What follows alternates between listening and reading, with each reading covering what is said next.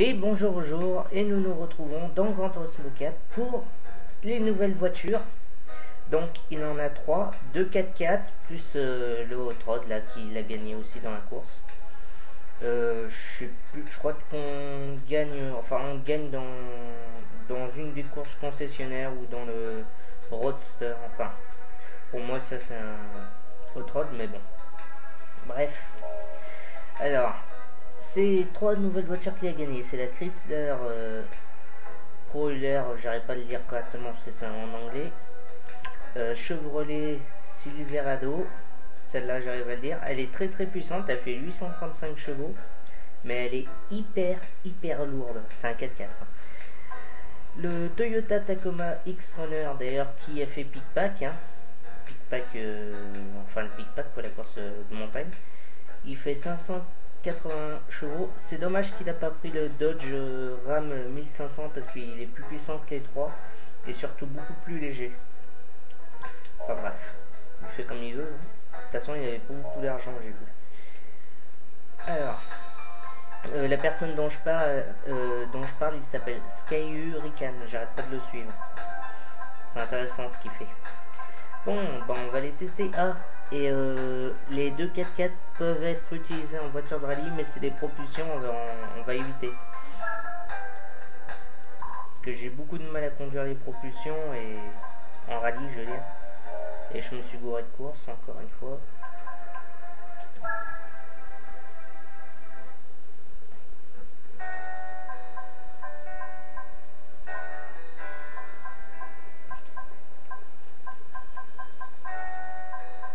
On va prendre mon circuit préféré.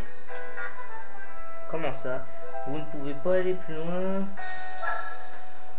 C'est une voiture spéciale, on ne peut pas l'utiliser en course. Bah tiens, bah ça c'est un truc. Vous ne pourrez pas l'utiliser en course, cette voiture. Bon. C'est tout à fait logique, c'est une voiture qui peut très bien rouler, donc logiquement, il ne devrait pas avoir de soucis, mais apparemment si. Bon, pas grave.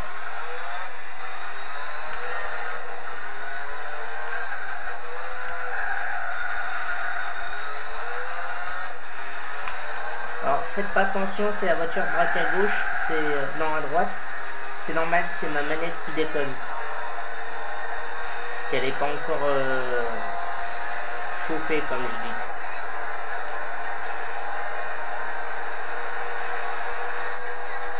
Oui, j'ai rajouté un petit aileron, ça c'est pour qu'elle appuie mieux comme.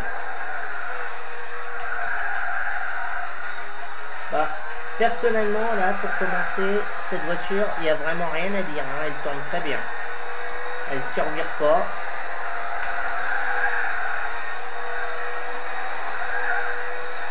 Faut bien prendre les virages.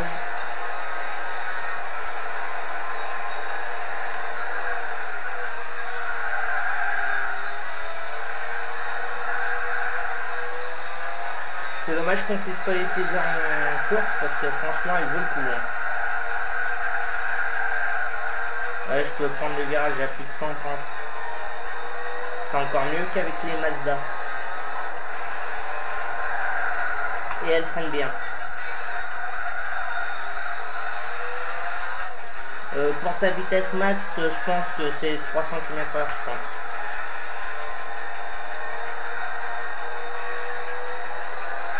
On va le voir tout de suite. Bah, la voiture c'est ça, c'est un Hot Rod.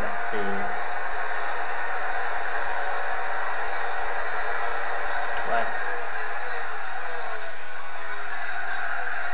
Bah, vous pouvez rouler à fond avec, il n'y a pas de souci. Hop. Hop.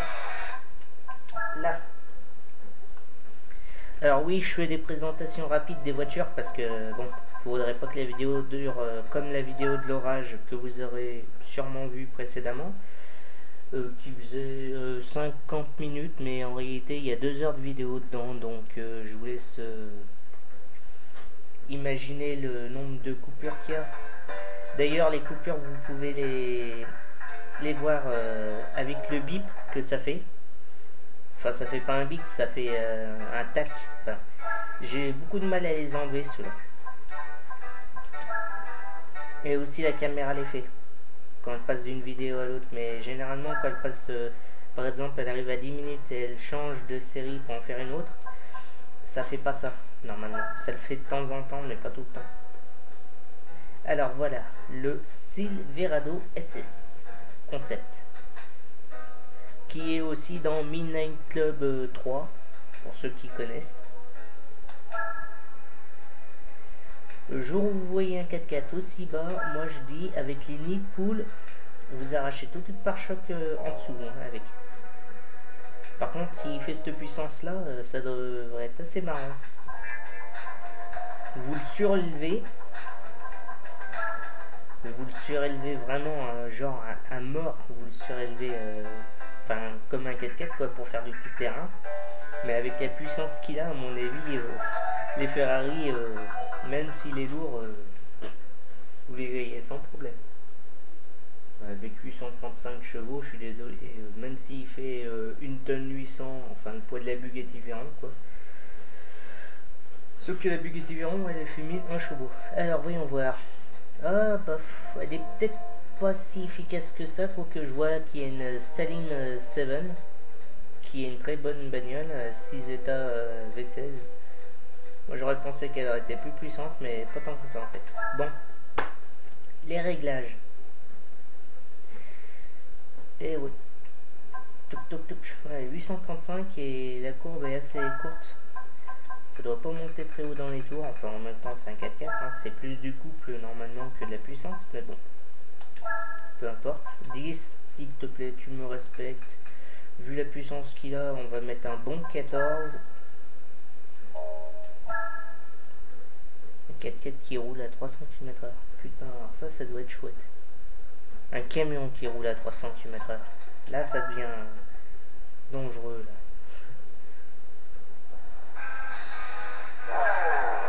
Oh le bruit.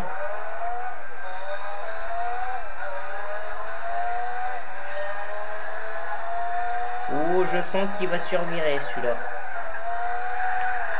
Oh putain le veau. Alors, il accélère fort, il freine fort, mais alors il tombe pas du tout. Pour ça je dis oh le veau. Oh la vache. Ah ouais. Elle tourne pas du tout ouais. En rallye par contre il doit être pas mal. Attends, je vais me mettre en vue.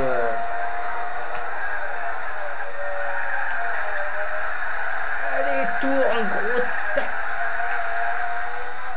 Et je l'ai allégé au max. Hein. Et il y a un truc à savoir, c'est qu'il a des pneus slick.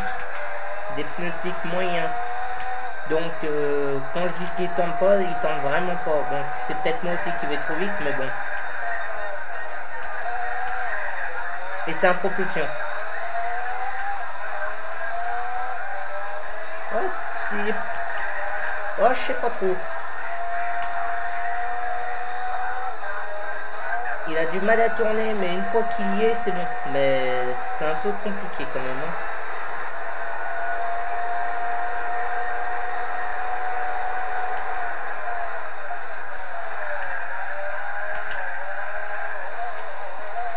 Du calme, du calme. On va voir ça, ce qu'il donne.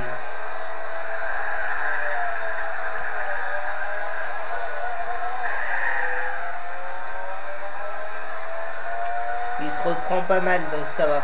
Si vous jamais vous retrouvez, normalement, vous devrez réussir à pouvoir le récupérer. Si vous le foutez dans l'herbe, hein, je veux dire. Bon, ça va, il tient 130 km/h en virage. C'est juste qu'il a tellement de puissance, quoi que... ah si, il est pas trop mal en fait. Je préfère le Dodge Ram quand même, mais bon. Ça, c'est une question de goût, ça.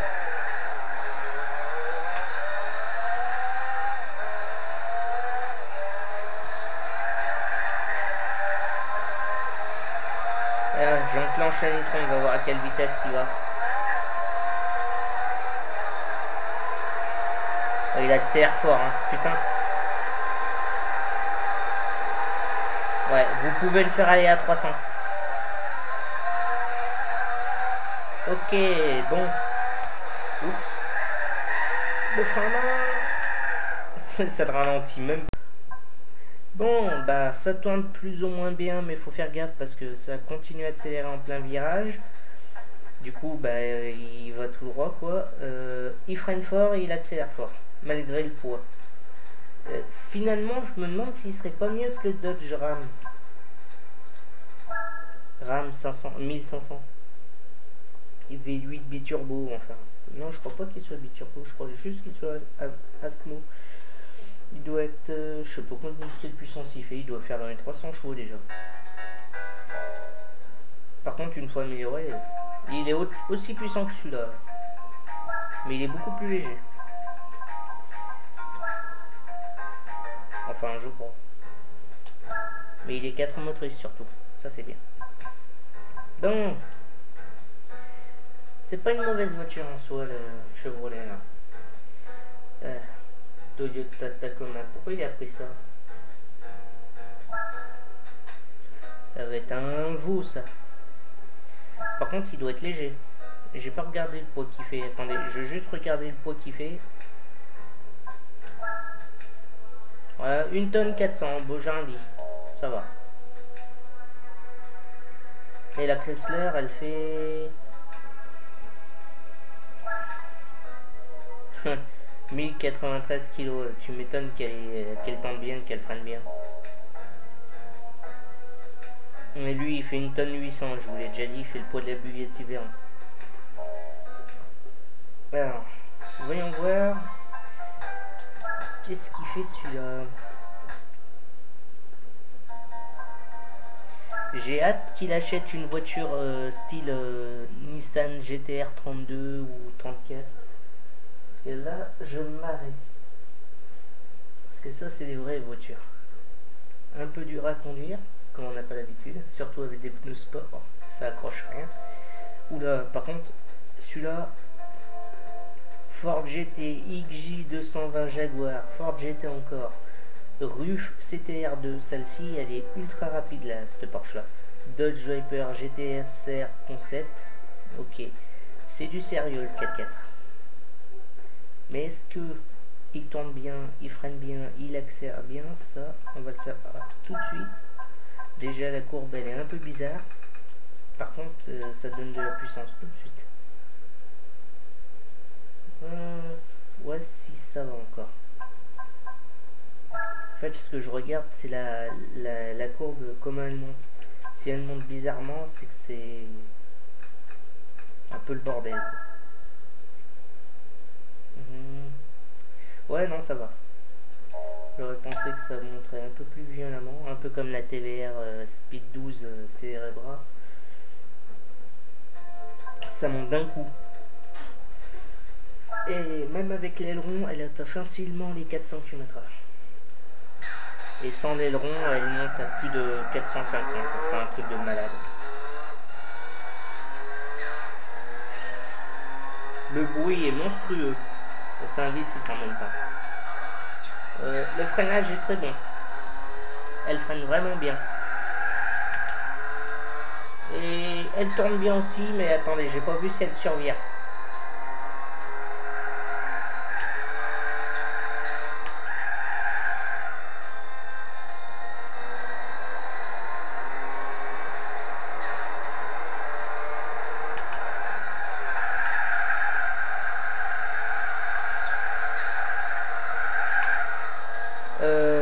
Ouais, ok, elle tient vraiment bien la route, hein.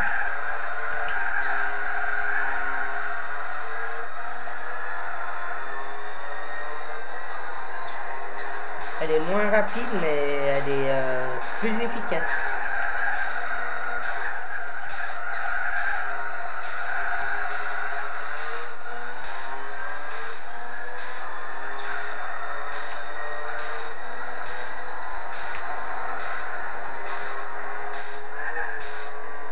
Oh, elle a légèrement perdu le contact au sol.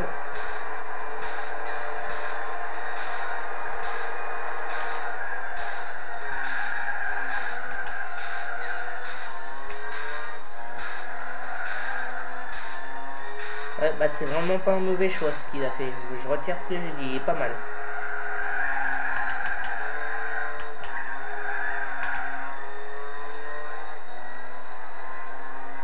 tient carrément la route en fait. Et t'arrives à battre des Ford GT avec ça, quoi. Alors que c'est des supercars, des hypercars même, je crois.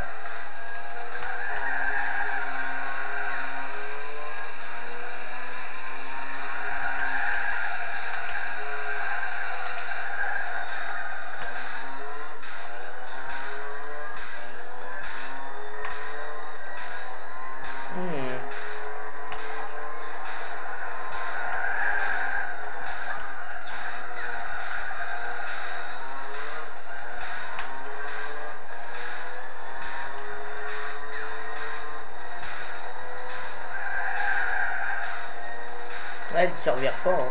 Ah, le coup d'accélérateur, bah c'est comme l'autre, je pense, qui peut atteindre les 300 si jamais vous le réglez correctement. Ouais, large. Bon, par contre, avec celui-là, faut pas trop freiner tard.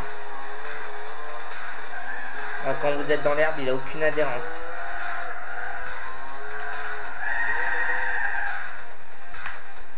Pourquoi il a fait ça? Il y a eu un bug là. Attendez, je vais réessayer.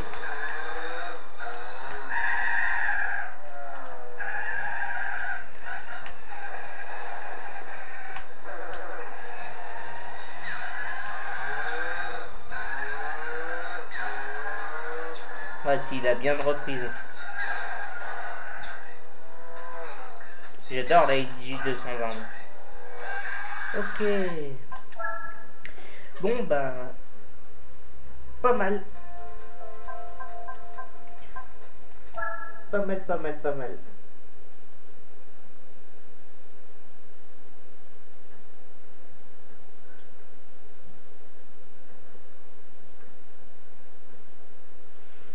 Ça charge.